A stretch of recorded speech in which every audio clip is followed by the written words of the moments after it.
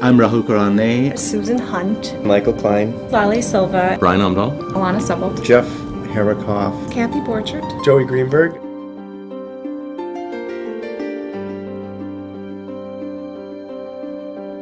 I joined Health East 8 years ago, but I always think about that day as coming back to Health East. I did my fellowship here at Health East, here in this building at Bethesda Hospital and at St. Joseph's Hospital. I got to feel, as a student and a fellow, firsthand the aura of the organization. So left for a couple of years, and then when I wanted to move back to the Twin Cities, who else was I going to call but Health East? Bethesda is actually an interesting kind of place because it's what's called a long-term acute care hospital. You have patients that are almost as sick as belonging in an ICU setting, can't go to quite a rehab facility yet, but they're on a ventilator, so they have lots of different issues going on. Bethesda is a unique place for them to get care. We reinvent lives here. Patients experience unbelievable events in their life. And many times, because about 50% of the patients that are admitted to Bethesda, myself or my colleague see, because they are wounded to some degree. And in many situations, they have permanent changes that they've experienced, whether it's through a brain injury or a spinal cord injury, in which case they need to learn how to live a new life. Get support of the nurses, the physical therapists, the occupational therapists, the respiratory therapist, the provider, the specialists that are physicians that are helping to oversee is there infection by infectious disease. It's the fact that we are all a team, a family here within Bethesda that keeps me here. It's just that goal. Everybody's working towards the same goal. It really is just trying to make it the best place for the patient to feel comfortable and to also thrive to get better. After a 3-day, very rigorous analysis and survey of Bethesda Hospital, this very senior reviewer who had surveyed about 300-400 other long-term acute care hospitals said, I've been to many LTACs like Bethesda, but there was something different about this hospital in the air. And it's not just the staff, but it's a welcoming, healing feel, uplifting, energizing. And so if I were a patient or a family member and I came here to heal and to get better, I would feel that. And so he said that's very difficult for organizations to capture.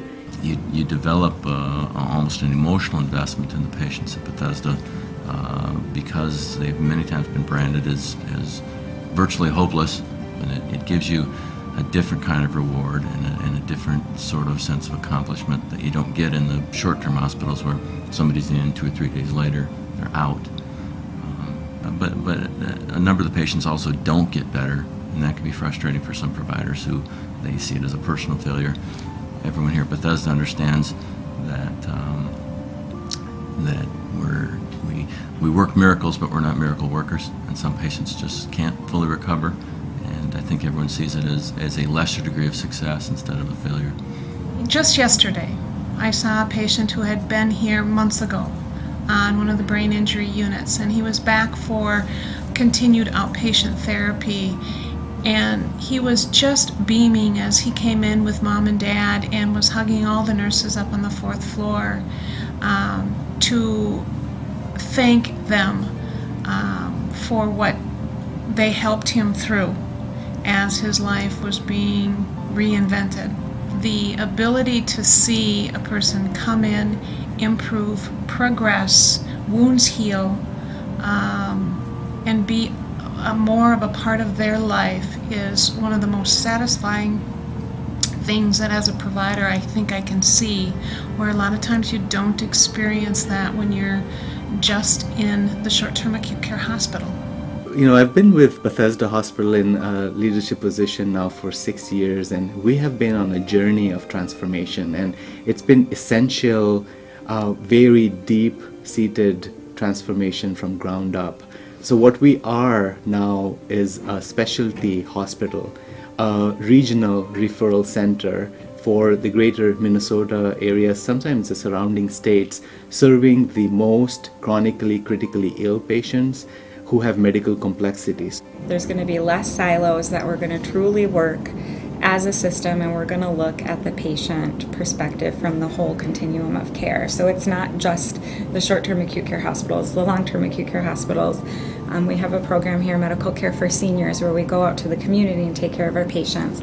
We're not just in those silos anymore. We're very much communicating with each other, and Health East has different forums for that to happen. We have a linkage committee here where there are community members that come and meet with us, and the long-term acute care hospital representatives are there, the short-term acute care representatives are there, the clinics are there, the care managers are there, the social workers, and then all of the community members are there. And so we're talking about those issues, and we're starting to realize where the transitions are and where some of the breakdowns are, and then how to improve on that. The health system is growing, I think, in very positive ways, that it's becoming more cohesive as a system, and yet it's small enough to have a sense of community, which I think is very important. There are learners here, there are medical students, more and more medical students are coming to learn here, more and more residents, and it has a wonderful reputation.